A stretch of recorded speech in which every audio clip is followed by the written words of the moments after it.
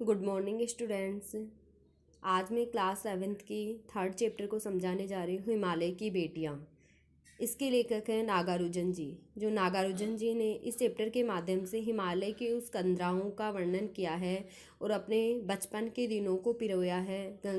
और जो नदियाँ हैं उसको अपनी बेटी माना है, यानी मानवीकरण अलंकार पिरोया गया है। मानवीकरण अलंकार वह होता है जिसमें प्रकृति का वर्णन मानव के प्रतिबिंब के रूप में देखा जाता है।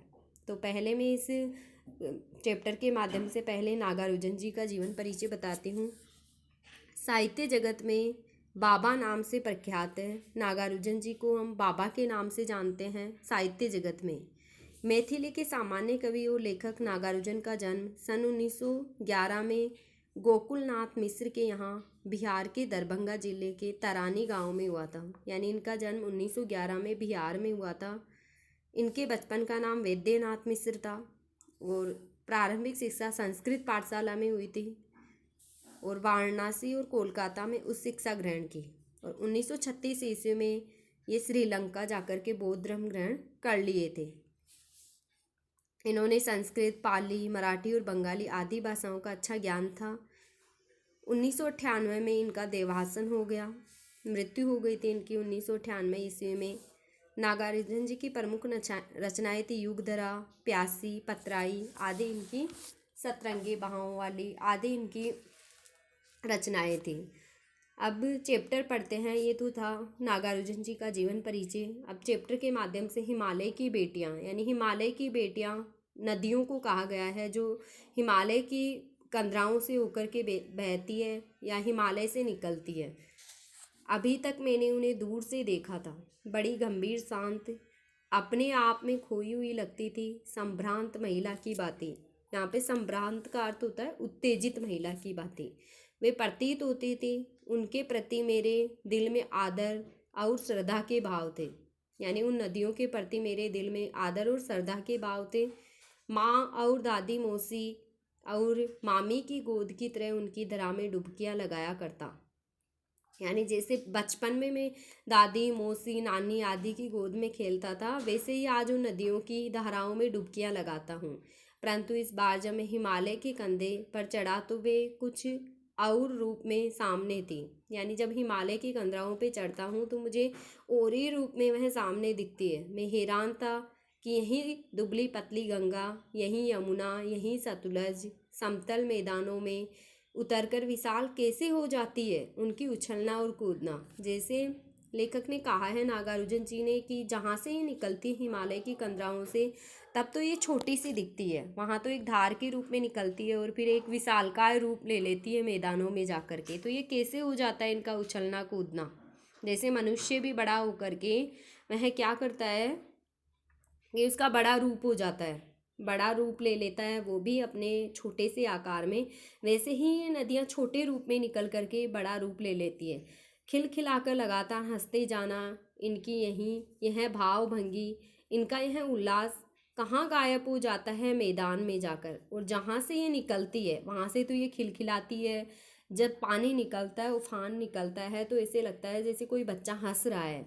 और जब मैदान में जाकर ये शांत रूप में बहती है। किसी लड़की को जब मैं देखता हूँ, किसी कली पर जब मेरा ध्यान अटक जाता है, तब भी इतना कौतूहल और विस्मय नहीं होता। यहाँ पे कौतूहल का अर्थ होता है किसी वस्तु को देखने या जानने की इच्छा होती है, उसको कौतूहल कहते हैं। और विस्मय, विस्मय का अर्थ होता है आश्चर्य नहीं होता। यानी तब भी इतना कौतूहल, यानी किसी कली पर जब मेरा ध्यान अटक जाता है तब भी मैं इतना इतना विस्मय नहीं करता, आश्चर्य नहीं करता जितना कि इन बेटियों की बाल लीला देखकर, कि जितना इन नदियों की बाल लीला देख करके मैं कौतूहल करता हूँ, उतना मैं किसी कलियों को देखकर भी नहीं करता। कहाँ ये भागी जा रही है, वह कौन लक्ष्य है जिसने इन्हें बेचैन कर रखा है। यानी इन नदियों का कौन सा लक्ष्य है जो इन्हें भगाने के लिए मजबूर कर रखा है। कहाँ जाकर ये रुकेगी, कौन सा लक्ष्य है इनका। अपने महान पिता का विराट प्रेम पाकर भी अगर इनका हृदय अतृप्त ही है, तो वह कौन होगा जो इनकी प्यास मिटा सकेगा। यानी महान पिता हिमालय को कहा गया है कि हिमालय की पुत्रियां जो ये नदियां हैं, इनके उनका प्रेम पाकर भी, अपने पिता का विराट प्रेम, यानी विराट का मतलब होता है अधिक, अधिक प्रेम पाकर भी है इनका हृदय अतृप्त है, अभी भी इन्हें संतुष्टि प्राप्त नहीं हुई है, तो वह कौन होगा जो इनकी प्यास मिटा सकेगा? वह कौन है जो इनकी प्यास मिटा सकेगा? बर्फ जली नंगी पहाड़ियाँ, छोटे छोटे पौधों से भरी घाटियाँ, बंधुर अधिकाएँ, सरपज उपत्यकाएँ, ऐसा है इनका लीला निकेतन। यानी इनके खेलने की जो क्रीड़ाएँ हैं, यहाँ पे सरपच उपत्यकाएँ का अर्थ होता है लहलाती घाटी या तराई को कहते हैं। लीला निकेतन यानी मनुष्य के द्वारा बनाया हुआ घर को कहते हैं। समतल यानी सपाट। तो इन उपत्यकाएँ या इन घाटियों को या इन लीला निकेतन खेलते खेलते जब ये जरा दूर निकल जाती है तो देवदार, चीड़, ये पेड़ों के नाम हैं, सरो, चिनार, सफ़ेदा, केल के जंगलों में पहुंचकर शायद इन्हें बीती बात याद करने का मौका मिल जाता होगा। कौन जाने बूढ़ा हिमालय अपनी नटखट बेटियों के लिए कितना सिर धुनता होगा। बड़ी बड़ी चोटियों से जाकर पूछिए तो उत्तर में विराट मौन के सिवाय उनके पास और रखा ही क्या है। यानी जब ये हिमालय से अपने पिता से होकर निकलती है और जब ये बहुत सारे पेड़ों से मिलती है तब तक हिमालय बूढ़ा हो चुका होता है। सिंधु और ब्रह्मपुत्र ये दो ऐसे नाम हैं जिनके सुनते ही रावी, सतलज, व्यास, चनाब, झेलम, काबुल, कुंभा, काबुल का नाम है कुंभा, कपिसा, गंगा, यमुना, सरयू, गंडक, कोसी आदि हिमालय की बेटियों, छोटी बड़ी सभी बेटियों आंखों के सामने नाचने लगती है। यानी ये आदि नदियां हमारी आंखों के सामने लगती है।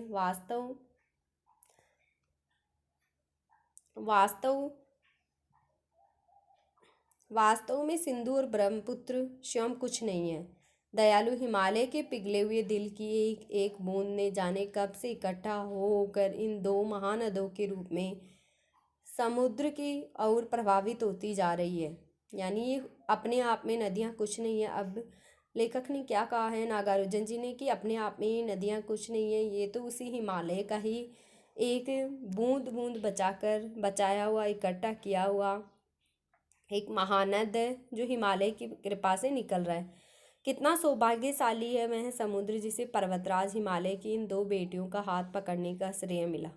अब हिमालय को एक सौभाग्यशाली पिता के रूप में मानते हुए लेखक कह रहे हैं कि वह कितना सौभाग्यशाली है वह पर्वतराज, इन बेटियों का पिता, जिनका हाथ पकड़ने का श्रेय उस पिता को मिला जिन्होंने मैदान में ही इन नदियों को देखा होगा। उनके ख्याल में शायद ही यह बात आ सके कि बूढ़े हिमालय की गोद में बच्चियां बनकर ये कैसे खेला करती है, माँ बाप की गोद में नंगे धड़ंग।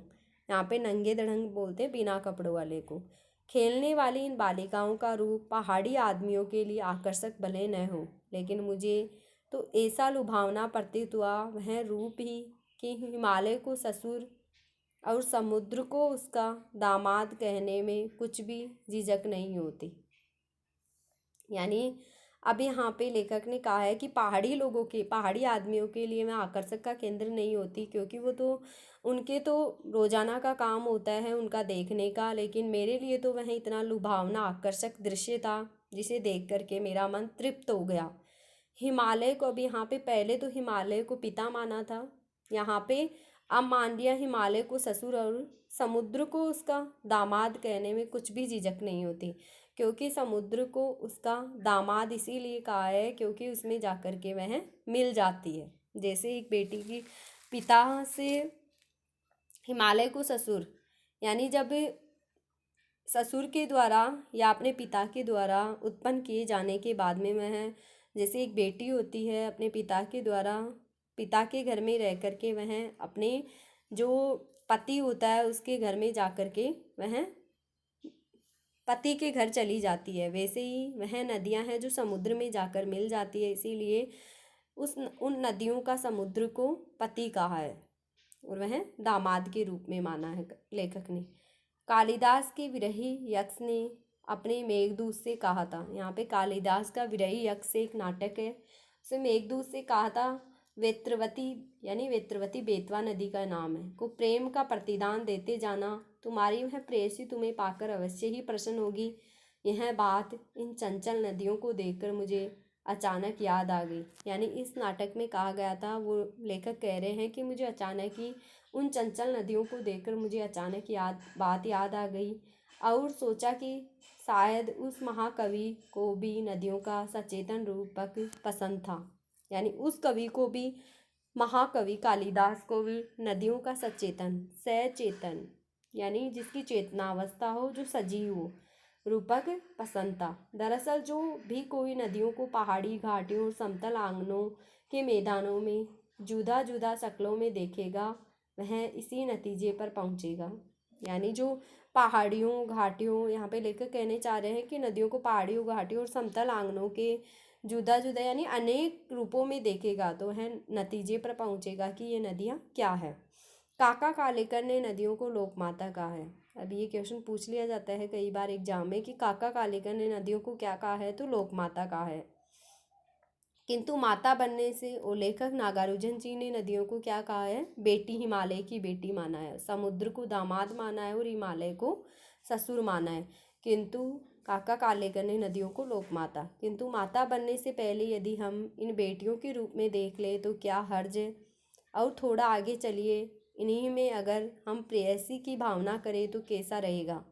ममता का एक और, यहाँ पर प्रेयसी का मतलब होता है प्रेमिका।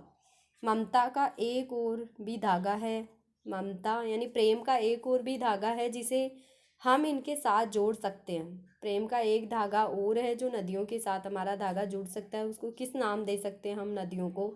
बहन का स्थान कितने ही कवियों ने इन नदियों को दिया है।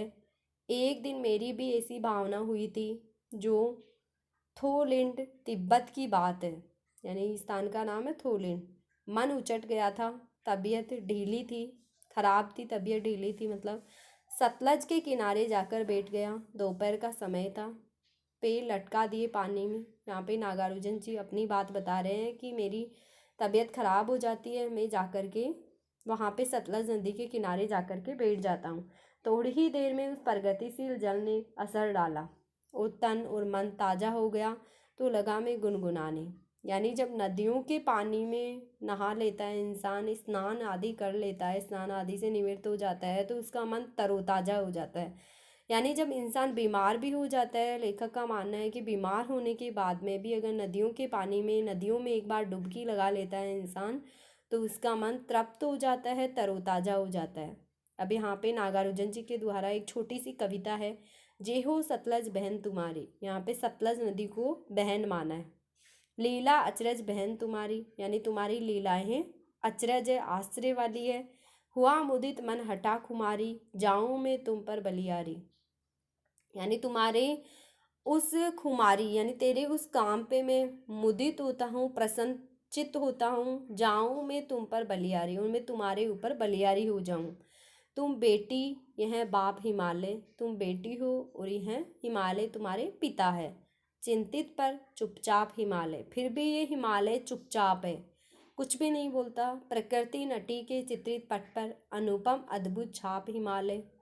यानी इस प्रकृति रूपी चित्रण पर हिमालय ने एक अनुपम अद्भुत छाप दी है इन नदियों के रूप में। ये संसार उन्हीं से सींचता है, ये संसार उन्हीं का पानी पीकर का आज तृप्त हो रहा है।